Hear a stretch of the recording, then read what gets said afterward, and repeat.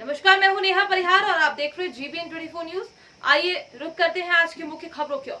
उन्नाव में खाकी की सरेआम बदनामी का नजारा देखने को मिला है। रात्रि 11 बजे नशे में धुत सिपाही का रवैया देखकर ग्रामीण हैरान हो गए।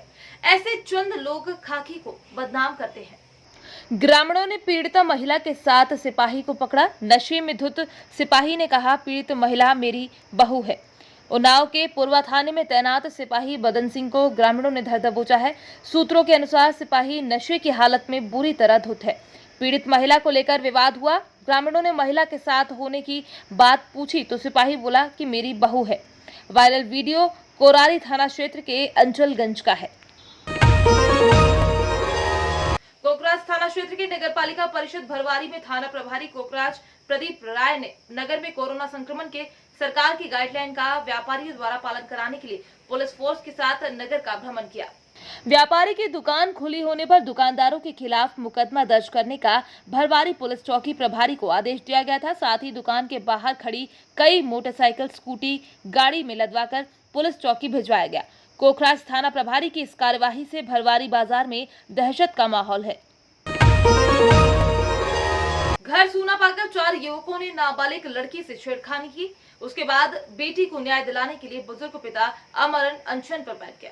बांगरमऊ उन्नाव में 18 मई कोतवाली क्षेत्र को ग्राम अटवा में कुछ दबंगों ने घर में घुसकर एक बच्ची के साथ छेड़खानी की। शोर मचाने पर दबंग वहां से भाग निकले। पीड़िता ने कोतवाली से लेकर पुलिस अधीक्षक, महिला आयोग तक कई प्रार्थना पत्र दिए, मगर पुलिस की हीला हवाली के चलते अभी तक कोई कार्यवाही नहीं हो सकी, जिससे दबंगों के हौसले बुलंद है। पीड़िता के पिता ने कार्यवाही न होता देख आमरण अनशन पर बैठ गए। क्षेत्र के ग्राम अटवा में रामाश्रय की पुत्री द्वारा दिए गए प्रार्थना पत्र में यह आरोप लगाया गया है कि गांव के ही कुछ दबंग राजू पुत्र सुशील, सूरज पुत्र रामचंद्र, उपदेश पुत्र राम मनोहर, अनूप पुत्र दलपति लड़की को अकेला देखकर घर में चले गए और मेरी लड़की से छेड़खानी की, गाली गलौज की और शोर मचाने पर ये चारों वहां से भाग निकले। पीड़िता ने कोतवाली से लेकर पुलिस अधीक्षक, महिला आयोग तक कई प्रार्थना पत्र दिए, मगर अभी तक किसी प्रकार की कोई कार्यवाही नहीं हो सकी। ये मामला 27 अप्रैल का है। लगभग 1 महीना होने को है, मगर कोतवाली पुलिस की हीला हवाली के चलते इन दबंगों के ऊपर किसी प्रकार की कोई कार्यवाही नहीं हो सकी, जिससे दबंगों के हौसले लगातार बुलंद है। पीड़िता के पिता ने कार्यवाही न होता देख आमरण अनशन पर बैठ गए हैं। इनका कहना है कि जब तक कोई कार्यवाही नहीं होगी तब तक हमारा आमरण अनशन जारी रहेगा। उन्नाव में आज दिनांक 18 मई को बांगरमऊ कोतवाली क्षेत्र के RS चौराहे पर डायल 112 पुलिस की मौजूदगी में मार्केट की सभी दुकानें खुली पाई गई। शासन व प्रशासन के निर्देश हवा मात्र साबित हो रहे हैं।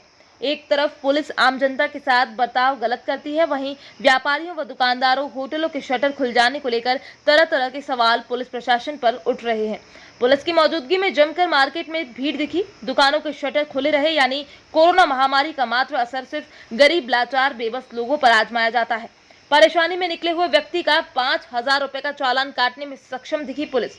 व्यक्ति की गलती मात्र लॉकडाउन का उल्लंघन करने का खामियाजा भुगतना पड़ा। लॉकडाउन की धारा 188 के तहत मात्र ग्रामीणों पर ये धारा लागू की गई। इससे तो साफ साफ झलक रहा है कि संक्रमण बढ़ाने में पूर्ण योगदान डायल 112 पुलिस का है। RS चौराहे की हकीकत हम आपको बताते हैं। सरकारी ठेके पर छूट है, पर क्या सरकारी ठेके के इर्द गिर्द चल रहे होटलों को भी परमिशन है? ठेलिया, कपड़े की दुकान, पान मसाला की गुमटी, मटन और चिकन की दुकान आदि खुली रहती है, यानी सीधे शासन को चुनौती देने का काम किया जा रहा है। हमारे देश को कमजोर करने में जरा भी हिचकिचाहट नहीं हुई। डायल 112 को 2 गज की दूरी, मास्क है जरूरी मात्र कविता बनकर साबित हो रही है। वहीं दूसरी तरफ सैकड़ों परिवार ऐसे हैं जिनका घर रोजाना की गई कमाई से चलता है। उनके घरों में खाने के लारे पड़े हुए हैं, जिनका मात्र रोड के किनारे खड़ी कर रेडी से परिवार का भरण पोषण होता था। उनके पास लाखों की गाड़ियां हैं जो कई वर्ष घर में रहकर आराम से गुजर बसर कर सकते हैं। ऐसे लोगों को स्पॉट फाइन करना कहीं ना कहीं अन्याय है, जिन्हें जरूरत है रोजगार की। उन पर प्रशासन का डंडा चलता है। भारत सरकार व यूपी सरकार कोरोना महामारी जैसे वायरस से लोगों को कैसे बचाया जाए, तरह तरह की कोशिशें कर रही है। वहीं सरकारी नुमाइंदों की हरकतों पर 2 गुने दामों पर दुकानदार जमकर अपना कारोबार बढ़ा रहे हैं और गरीब परिवार को लूट रहे हैं। वक्त हो चला है एक छोटे से ब्रेक का, फिर मुलाकात होगी ब्रेक के बाद।